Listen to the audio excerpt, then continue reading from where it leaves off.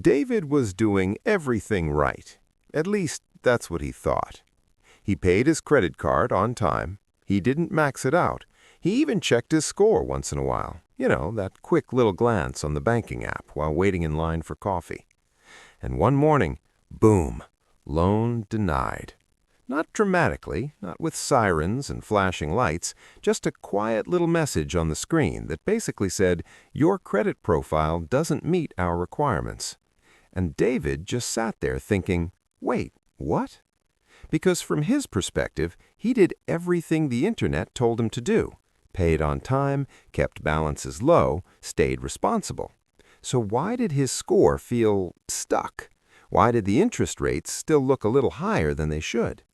Honestly, I think about this stuff way more than I probably should. My name is William, and I spend an unhealthy amount of time noticing the tiny money habits that quietly cost people thousands of dollars without them ever realizing it. And here's the uncomfortable truth. Most credit score damage doesn't come from big mistakes. It comes from small, totally normal behaviors that feel harmless in the moment. Tonight, we're going to walk through 7 hidden credit score mistakes that might be quietly working against you right now, even if you think you're being responsible. And yeah, some of these might feel uncomfortably familiar. Mistake number 1, the "I paid it off so I'm good" trap. You've done this. End of the month rolls around, you open your banking app, you see the balance, and you tell yourself, "It's fine, I'll just pay it off before the due date." Responsible, adult, gold star. But here's the weird part most people don't realize. Your credit score often cares about when the balance is reported, not just when you pay it. In the US, most credit card companies report your balance to the credit bureaus before your payment due date. So even if you pay in full every month, your report might still show a high balance. David learned this the annoying way. Example. David charges $1,200 on a $3,000 limit, 40% utilization. Statement closes, balance reported. He pays it off later, but the score already took the hit. Quick and quiet. And according to the Consumer Financial Protection Bureau, people who consistently keep utilization under 30% tend to have significantly higher scores, sometimes by 50 to 100 points compared to high utilizers. Yeah, that's not small. Why this happens psychologically? Because paying the bill feels like the finish line. Your brain goes, task complete, responsible mode activated. But the system is watching the snapshot, not your intentions. And I know what you might say. Okay, but William, I pay in full every month. Isn't that enough? Fair point. But here's the thing. Timing matters more than most people realize. Mistake number 2, closing your old credit card too soon. This one feels responsible, almost virtuous. You look at that old card you barely use and think, you know what, I don't need this anymore. Let me clean things up. Click, closed.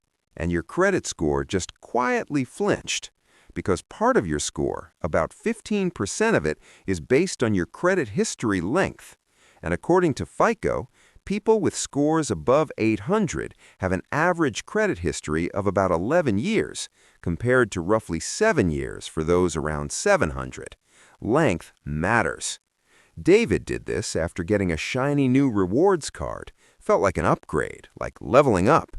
But what actually happened, his average account age dropped overnight. Example, old account age, 10 years. New account age, 1 year. Average age drops, score softens. Not catastrophic, but noticeable. And the emotional truth, we like clean slates, fresh starts, simplifying things. But credit scoring systems, they reward boring longevity. Yeah, I know, not exciting. Mistake number 3, the just one hard inquiry habit. You know this moment.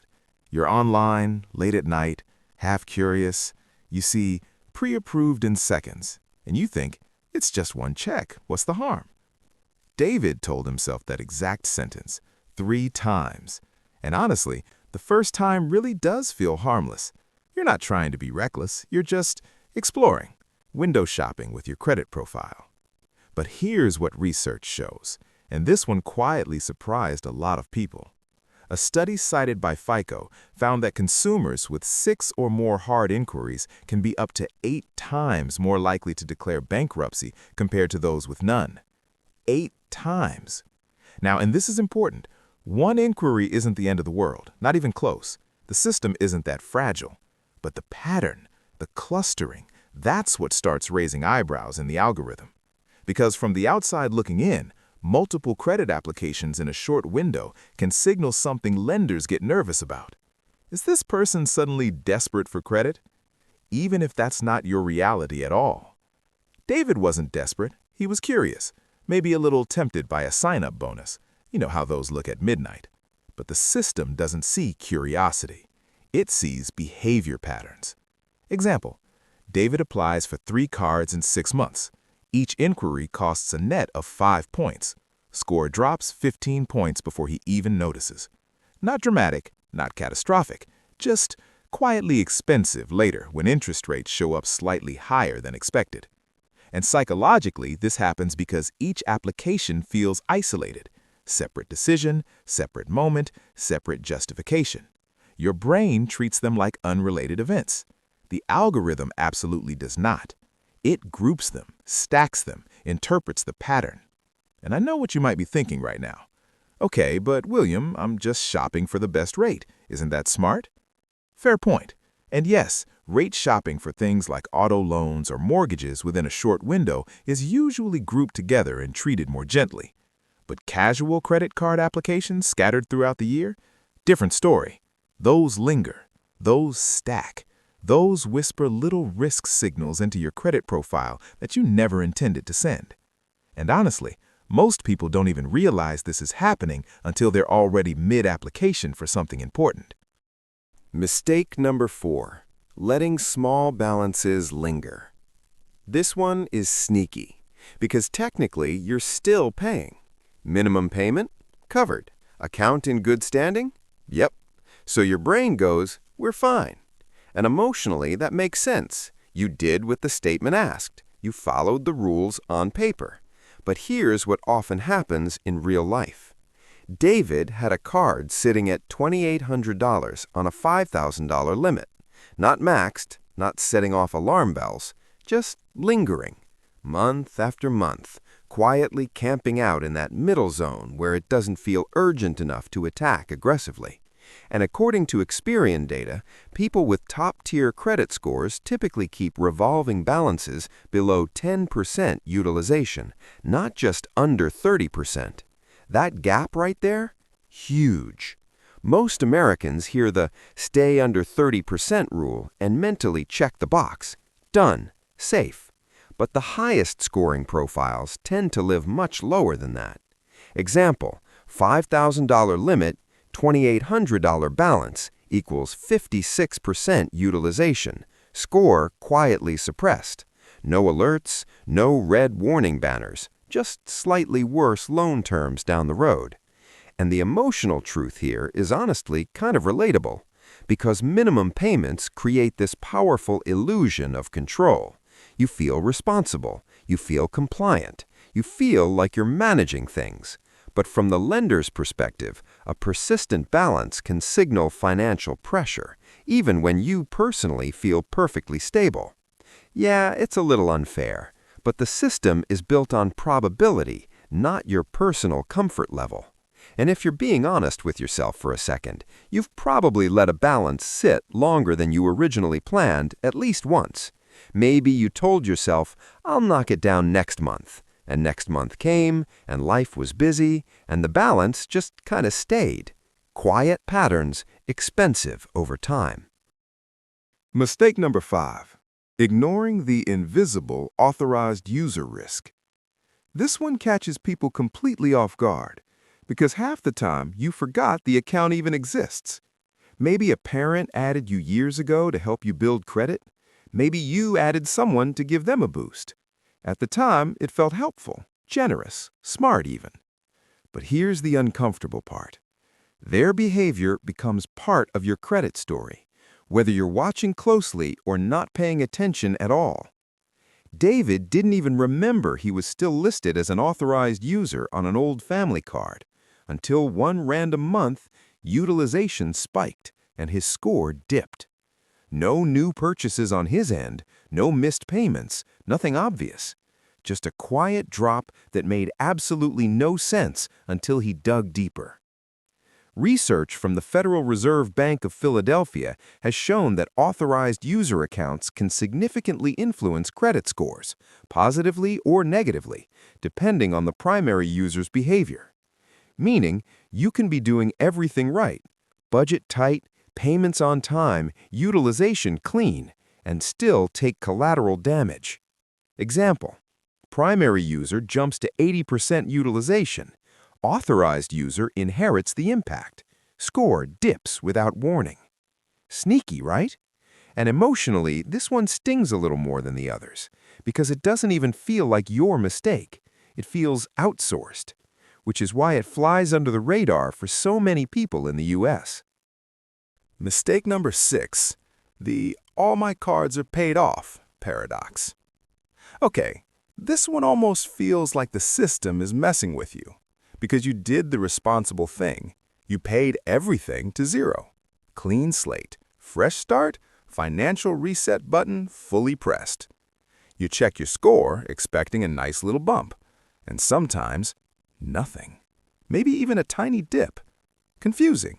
Slightly irritating because intuitively, zero debt feels like the safest possible position. But scoring models often like to see some tiny controlled activity, not complete dormancy. FICO data has shown that consumers with at least one small balance reporting often score slightly higher than those with all zero balances. Not a massive difference, but measurable. And in the credit world, small edges matter.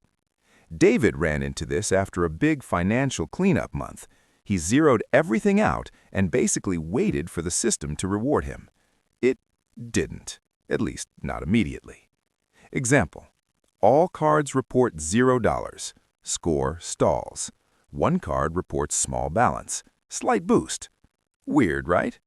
And psychologically, we love the feeling of completely paid off.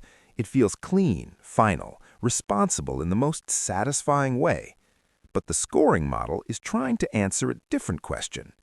Can this person manage credit actively and responsibly, not just avoid it entirely? Yeah, finance has a lot of these little ironies. Mistake number 7, assuming your score reflects reality immediately. This is the patience trap. And honestly, this one frustrates disciplined people the most. Because you improve your habits, you pay things down, you fix the behavior, and you expect the score to respond now, immediately, like refreshing a social media feed.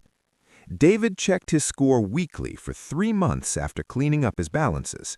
Week 1, nothing. Week 3, still nothing. Week 6, finally, movement. Because credit systems move on reporting cycles, not your emotional timeline. In the US, many updates take 30 to 60 days to fully reflect, sometimes longer depending on the lender and reporting schedule. Example, balance paid today, reported next cycle, score updates weeks later. And emotionally, this delay is brutal because humans are wired for immediate feedback loops. You did the right thing. You want the gold star now. The system just calmly says, give it a minute. And if you've ever obsessively refreshed your credit app after making a big payment, yeah, you're definitely not alone. The quiet realization. If you step back for a second, none of these mistakes feel reckless. None of them feel irresponsible. That's the uncomfortable part. Most people hurting their credit score aren't being careless. They're being almost right. Close enough to feel confident, but just slightly misaligned with how the system actually works. And honestly, that might be the most frustrating financial zone to live in, because you're trying, you're paying, you're checking the app like a responsible adult, and still, small leaks are happening under the surface. Quiet ones. The kind that don't show up until you apply for something that really matters. The emotional truth. Credit scores aren't just math. They're behavior trackers, pattern readers, risk predictors built on millions of American credit files over decades. And in the U.S. today, that three-digit number quietly touches more parts of your life than most people realize. Car loans, mortgages, insurance pricing, sometimes even rental approvals. Not in a dramatic movie scene way, in small, slightly more expensive ways that compound over time. A slightly higher interest rate here, a slightly worse loan term there, and over 5, 7, 10 years, that adds up more than most people expect when they first start paying attention. But here's the genuinely good news. If some of these felt familiar, and yeah, maybe a little uncomfortably accurate, that actually puts you in a powerful position, because now you can see the pattern forming. You don't need perfect behavior. You don't need to obsess over every single point. You just need awareness of the few quiet levers that actually move the system. Start noticing your utilization timing. Think twice before closing old accounts. Be intentional, not impulsive, about new applications. Small shifts, calm adjustments, over time, meaningful movement. Because the goal was never to play the credit game perfectly. It was to stop losing points in ways you didn't even realize were happening. And honestly, if you made it this far, you're already ahead of where David was that morning staring at that denial screen. Quiet progress still counts, and your future self, the one applying for that next big loan, is going to be very glad you paid attention today. And look, if this video made you pause for even a second the next time you opened your credit app, that was the whole point. Not to make you paranoid, not to make you obsess over every tiny point, just to help you see the game a little more clearly. Because most of the time, your credit score isn't being hurt by one big dramatic mistake. It's the quiet stuff, the timing you didn't think about, the balance that lingered a little too long, the application that felt harmless in the moment. Yeah, those. And the good news? These are fixable patterns. Not overnight, not magically, but steadily, calmly, one small adjustment at a time. So the next time you check your score, and let's be honest, you probably will, don't just look at the number. Pause for a second. Ask yourself, what story is my credit behavior telling right now? Because once you start seeing the patterns, you stop moving through your finances on autopilot. And that's where real progress usually begins.